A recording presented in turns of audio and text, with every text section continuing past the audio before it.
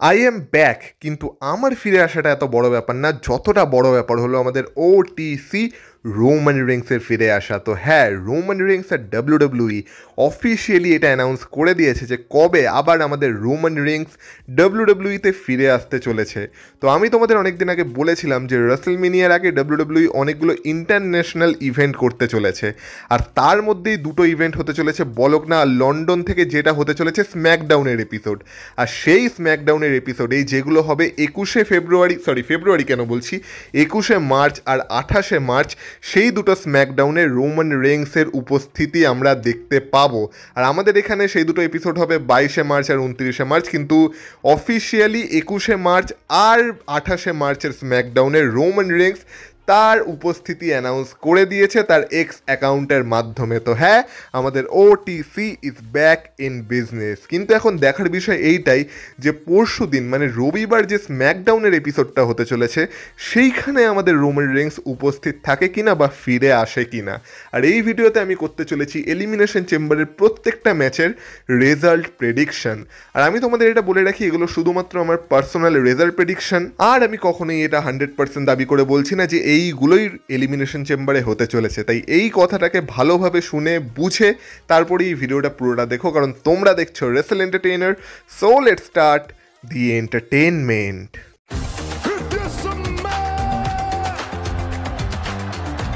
Acknowledge me. Acknowledge me. You there, sitting at home. Acknowledge me. সবার প্রথমে কথা বলা যাক এই বছরের এলিমিনেশন চেম্বারের সব থেকে বোরিং ম্যাচের বা সব থেকে বোরিং ট্যাগ টিম ম্যাচের, যেটা হতে চলেছে নায়া জ্যাক্স অ্যান্ড ক্যান্ডিস লেরে ভার্সেস আমাদের ডাব্লিউডাব্লিউই উমেন্স চ্যাম্পিয়ন টিফিনি স্ট্র্যাটন আর আমাদের কানাডার legend ডাব্লিউডাব্লিউর hall of famer trees স্ট্র্যাটাসের মধ্যে। এবার দেখো, ট্রিস স্ট্র্যাটাস আর টিফিনির এই যে টিমটাকে বানানো হয়েছে না, এই টিমটা জাস্ট বানানোই হয়েছে কানাডার অডিয়েন্সকে এন্টারটেইন করার জন্য।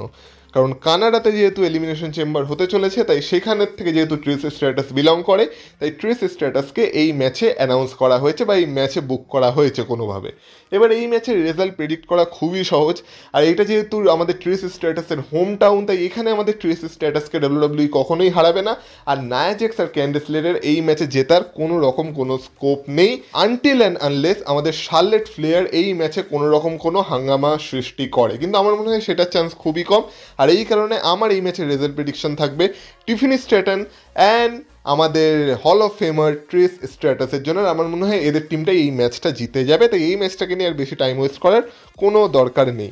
নেক্সট ম্যাচ হতে চলেছে আমাদের দুই হোম টাউন বয়, মানে আমাদের কানাডার দুই হোম টাউন বয়, আমাদের কানাডার দুই গর্ব, যারা কিনা কানাডাকে পুরো গ্লোবাল স্টেজে ডাব্লিউডাব্লিউতে রিপ্রেজেন্ট করছে। মানে এইখানে আমি কথা বলছি আমাদের স্যামি জেন আর কেভিন ওয়েন্সের একটা আনস্যাংশনড ম্যাচের।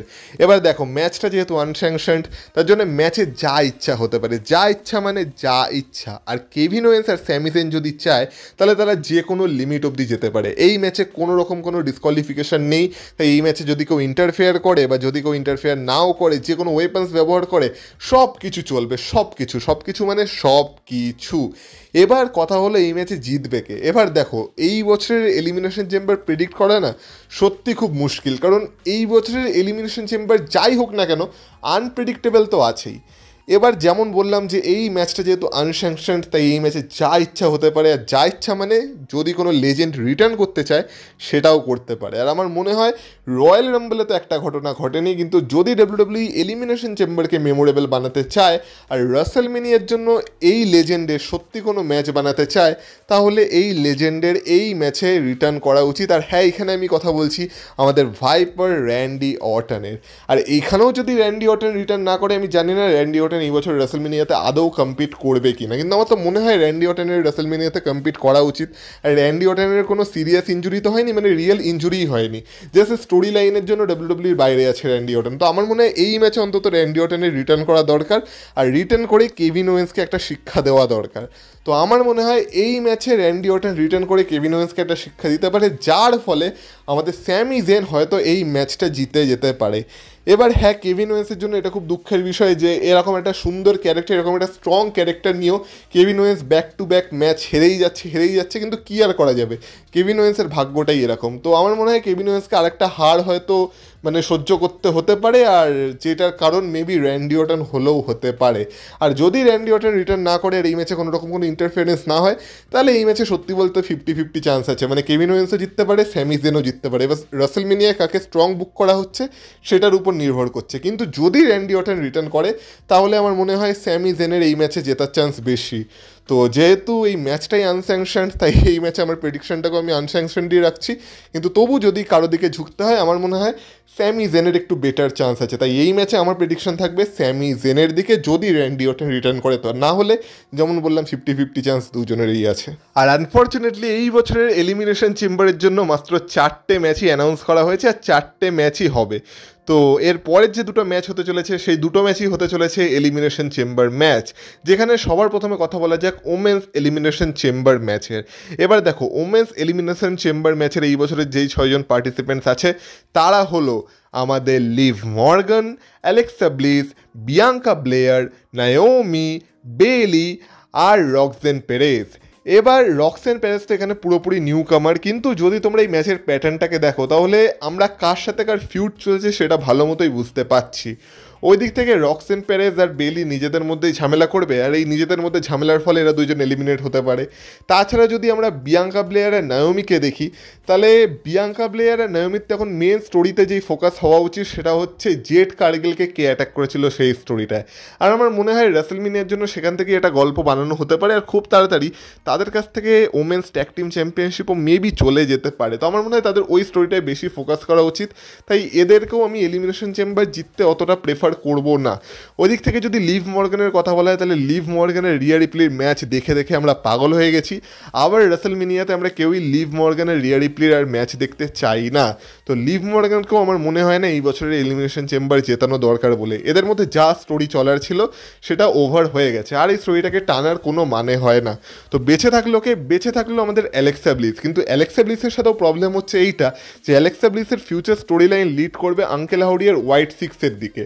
মানে আঙ্কেল হাউডি আর হোয়াইট সিক্সের অ্যালেক্সা ব্লিসের সাথে কীভাবে সম্পর্ক আছে সেটা নিয়ে একটা স্টোরি ডাব্লিউডাব্লিউ বিল্ড করতে পারে। তো অ্যালেক্সা ব্লিসেরও এলিমিনেশন চেম্বার জেতার চান্স কতটা সেটা নিয়ে একটা সন্দেহ তো থেকেই যায়। মানে বুঝতেই পারছো প্রত্যেকটা মেম্বারই নিজেদের মধ্যে ফিউডে ফেসে আছে, তো এরা কতটা কি এলিমিনেশন চেম্বার জিতবে সেটা বলা সত্যি খুব চাপের বিষয়।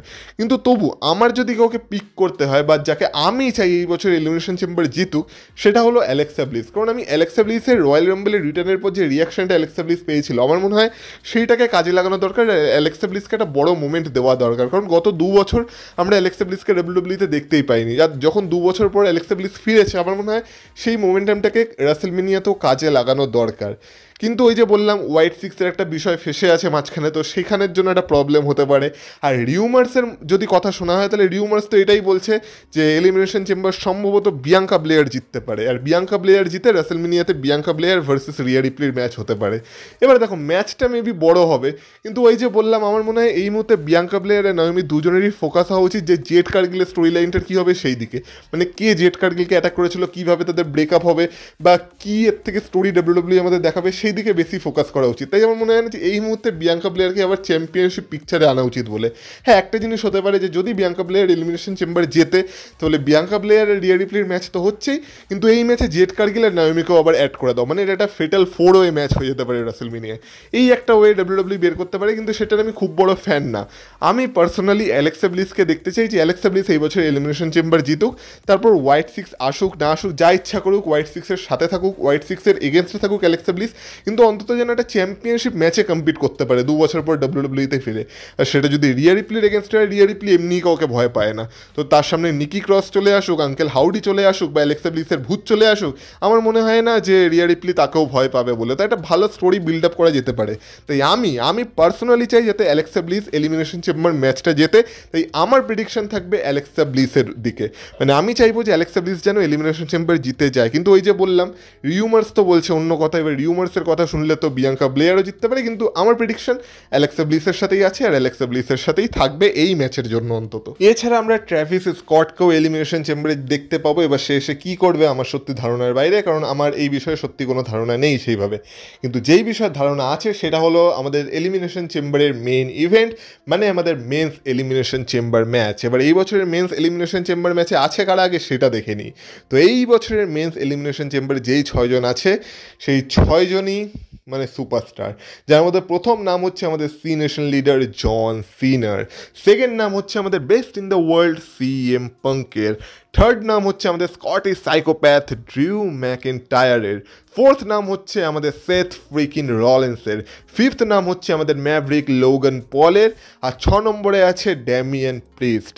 এবার এই 6 জনের মধ্যে এলিমিনেশন চেম্বার জিতবে কে সেই বিষয়ে আসার আগে বলি যে এই ম্যাচের প্যাটার্নটা কেমন। এবার দেখো, আমি যতটা দেখতে পাচ্ছি এই ম্যাচের প্যাটার্ন, সেটা হচ্ছে এই ম্যাচটাকেও WWE রেসলমেনিয়ার জন্য একটা না একটা স্টোরি লাইন তো বানানোর চেষ্টা করবে। আর আমার এর পরের কথাটা শুনে তোমাদের মধ্যে অনেকেই আপসেট হয়ে যেতে পারো, বিশেষ করে তারা যারা লোগান পলকে খুব একটা পছন্দ করো না, কারণ আমার মনে হচ্ছে এই ম্যাচ থেকেই সম্ভবত জন সিনা আর লোগান পলের ফিউড শুরু হয়ে যেতে পারে ফর রাসেলমেনিয়া 41। তো হ্যাঁ, কথাটা বাজে শুনতে লাগলেও এটাই সত্যি, আর আমার মনে হচ্ছে WWE এই বছরের রাসেলমেনিয়ার জন্য জন সিনা আর লোগান পলের ম্যাচের দিকেই এগোচ্ছে, আর সেই কারণে সেই ফিউডটা এই ম্যাচ থেকেই শুরু হয়ে যেতে পারে। আর একটা ফিউড যেটা এই ম্যাচেও কন্টিনিউ হবে সেটা হলো আমাদের সেথ রলিন্স আর CM পাঙ্কের ফিউড। কারণ দেখো, সেথ রলিন্স আর CM পাঙ্ককে যদি এক রিংয়ে রাখা হয় আর তারা নিজেদের মধ্যে ঝামেলা করবে না, এইটা হতে পারে না। আর বেঁচে থাকলো তাহলে কারা? বেঁচে থাকলো হচ্ছে আমাদের ড্রিউ ম্যাকিনটায়ার আর ড্যামিয়ান প্রিস্ট।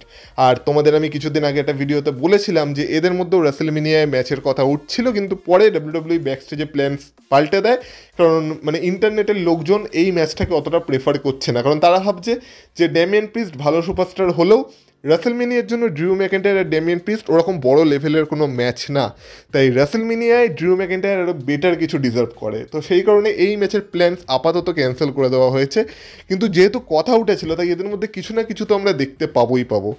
এবার এই ব্যাপারটাই এই ম্যাচটাকেও বিশাল আনপ্রেডিক্টেবল বানিয়ে দিচ্ছে, কারণ এই ম্যাচে কে জিতবে সত্যি কোনোভাবেই বলা যাচ্ছে না। এবার এই ম্যাচে সবার প্রথম দিকে যে বেটিং অডস এসেছিল আর রিউমার চলছিল সেই অনুযায়ী তো জন সিনার জেতার কথা ছিল, কিন্তু পরবর্তীকালে CM পাঙ্কেরও অনেক চান্স বেড়ে গেছিলো যে CM পাঙ্কও এই ম্যাচটা জিততে পারে, আর সত্যি কথা বলতে এখনও পারে, এখনও জন সিনা বা CM পাঙ্ক দুজনের মধ্যে যে কেউ এই ম্যাচটা জিততে পারে। কিন্তু যেমন বললাম, আমার WWEর মতিগতি দেখে মনে হচ্ছে WWE রাসেলমেনিয়ার জন্য লোগান পল ভার্সেস জন সিনার দিকেই এগোতে চাইছে, আর সেটা যদি সত্যি হয়, যেটা আমি মনে প্রাণে চাই যাতে সত্যি না হয়, কারণ আমিও মানছি যে রাসেলমেনিয়ায় জন সিনার লোগান পলের ম্যাচ দেখতে সত্যি অতটা ইন্টারেস্টেড আমি নিজেও নই, কিন্তু তবু যদি এই ব্যাপারটা সত্যি হয় তাহলে তো হয়ে গেল, তাহলে জন সিনা থোড়াই না আমাদের এলিমিনেশন চেম্বারে জিতবে। এবার CM পাঙ্ক জিততে পারে, কিন্তু ওই যে বললাম CM পাঙ্ক আর সেথ রলিন্স যদি এক রিংয়ে থাকে, আমার মনে হয় না যে তারা নিজেদের মধ্যে ঝামেলা না করে থাকবে বলে। আর তাছাড়া আমাদের OTC রোমান রিংসের অ্যাঙ্গেলটার কথা তো ভুললে চলবে না।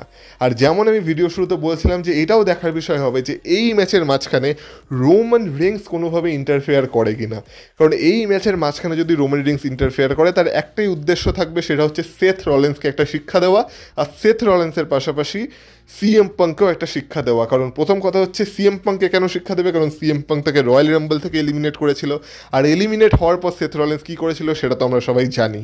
তো যদি রোমান রিংস এই ম্যাচে ইন্টারফেয়ার করে তাহলে এই ম্যাচটা সেথ রলিন্সের জন্য তো মানে নাইটমেয়ার হতে চলেইছে, তার সাথে সাথে আমার মনে হয় CM পাঙ্কের জন্য ম্যাচটা প্রায় শেষ হয়ে যাবে, আর এখান থেকেই মেবি একটা ট্রিপল থ্রেট ম্যাচের দিকে WWE এগাতে পারে, যেটা হলো রোমান রিংস, CM পাঙ্ক আর সেথ রলিন্স, যার রিউমার চলছিল। হ্যাঁ, আমি এটাও মানছি পরবর্তীকালে রিউমার চেঞ্জ হয়েছিল, আর রিউমার রোমান রিংস আর সেথ রলিন্সের ম্যাচের কথাও বলেছিল, আর এখন যেহেতু রক চলে এসছে পিকচারে, তো এখন তো যা ইচ্ছা হতে পারে। এখন তো রোমান রিংস ভার্সেস রকের ম্যাচের কথা আবার উঠেছে, কিন্তু সেই ম্যাচটা নিয়ে তো আমি আশা ছেড়েই দিয়েছি আপাতত, তাই সেই ম্যাচটা নিয়ে কথা না বলাই ভালো।